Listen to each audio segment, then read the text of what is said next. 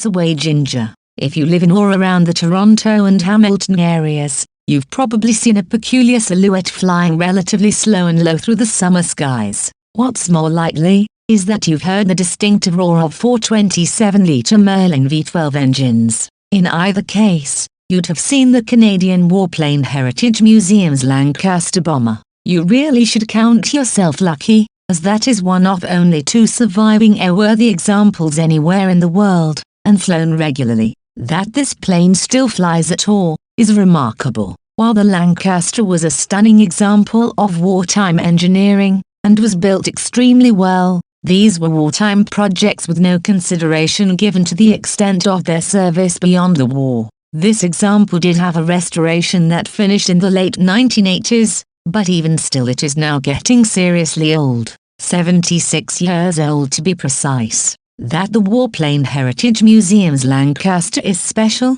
in so many ways, is obvious to me. Every summer, when I happen to catch its outline in the blue sky, and hear the Merlins breathing their hellfire, I'm stopped cold. It has always struck me, watching it overhead, I wondered every year who maintains that thing. Now I never bothered to do anything about finding out, but, as luck would have it, I recently had the occasion to bump into one of the team of people who is instrumental in keeping AVRO flying. Craig Brookhouse is an absolutely captivating fellow. Anyone who has ever owned, and tinkered with, anything past the 25-year-plus mark knows just how frustrating and difficult it can be, finding obsolete parts, measuring clearances and wear, to ascertain whether critical components are still within serviceable specifications, comes with the territory when one is the custodian of anything old. These are accepted as the unique demands of ownership and, must be, something from which some of us derive significant satisfaction.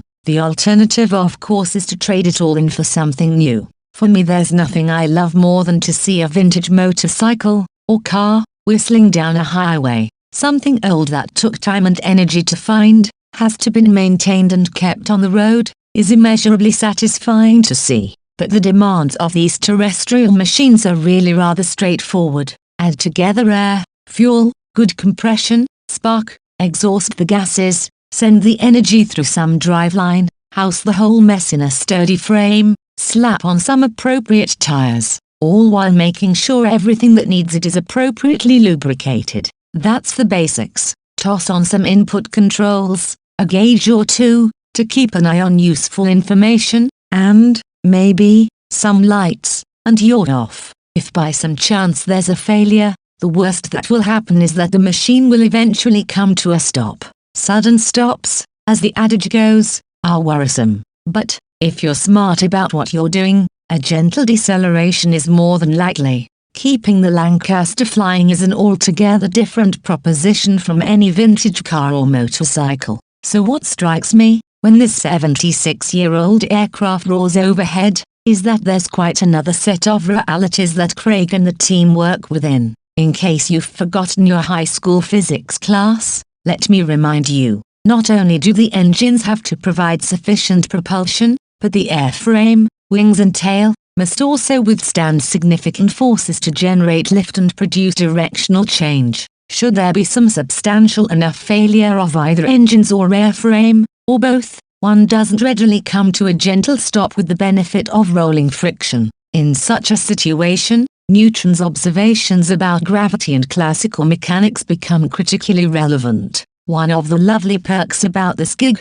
are all the interesting people that I get to meet. Craig is about as down-to-earth and easygoing as anyone I've ever met. You'd never know it to talk to the man, that he was anything other a gearhead. But listen a bit, and you'll quickly work out his expertise goes far deeper than mere hobbyist, or Class A mechanic. In reality, there are mechanics and then there's Craig Brookhouse. Craig started working in shops before he was a teen. He could rebuild carburetors by the time he was 12, and spent 10 years working as the chief race mechanic and engine builder for a CASCA racing team. It was here that he gained his education, working with, and competing against, some of the best engine builders in North America. Now he owns and operates a thriving auto shop in Lancaster. While that's all very interesting, Craig then casually mentions that he moonlights as the crew chief for the Lancaster. My eyeballs go wide. Go on, I say. Craig came to the Lancaster in a roundabout way.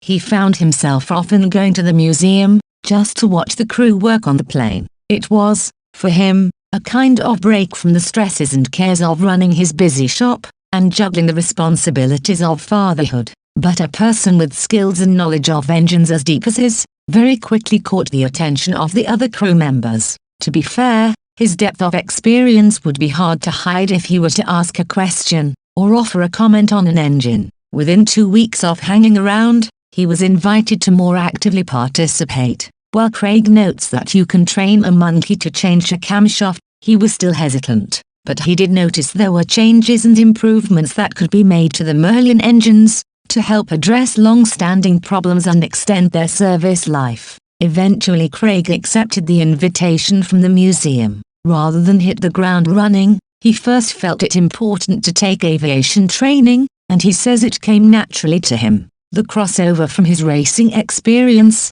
to making improvements to the Merlins was easy. Easy though is a relative term, as countless hours and energy is dedicated each year to the plane's maintenance. The way Craig puts it, working on the Lancaster is really a second full-time job. Craig and the team, it must be said, do it all for free. The enthusiasm for the work is palpable, and you can hear the excitement in his voice when he talks about the Merlins. Each win to the top end of each engine is fully stripped and serviced. It's obvious that the work never gets old for Craig. To put the magnitude of the task in perspective, 1 hour of flight time requires something approaching 5 hours of ground maintenance. Herein lies a complicated dilemma. While Craig's goal is to preserve the Lancaster, technology has marched on considerably since 1945. There's now better metallurgy, machining tolerances, and materials available. It's a difficult balance for anyone who likes to keep things as they were.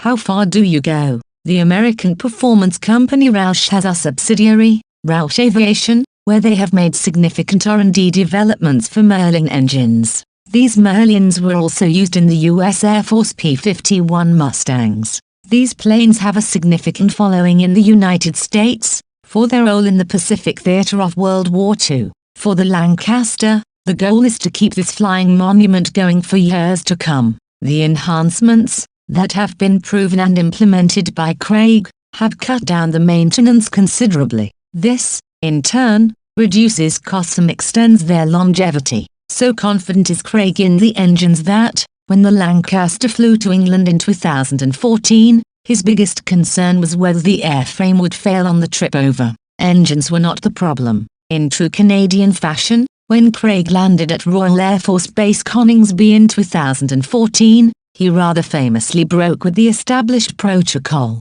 He ditched the dignitaries, and headed to the fence route to greet the ordinary fans, who had stood for hours in miserable weather to catch a glimpse of our plane. Ever the Canadian it would seem, it became evident too, that Craig and his team were a little bit farther ahead in their proficiency at keeping the Canadian bird in flying trim. The Brits may have designed it, but we're far more industrious when it comes to making the thing work. So, should you have the chance when the weather is better, and pandemic restrictions ease, we'd suggest you make a trip out to the Canadian Warplane Heritage Museum. Maybe you'll run into Craig. He's one interesting person. Which brings me to my last point. This is a motorbike lifestyle magazine, isn't it? We previously made the argument that the most interesting people ride motorcycles. Wouldn't you know it, Craig also has an impressive collection of pristine 1970s Honda CBs. He has collected one of each.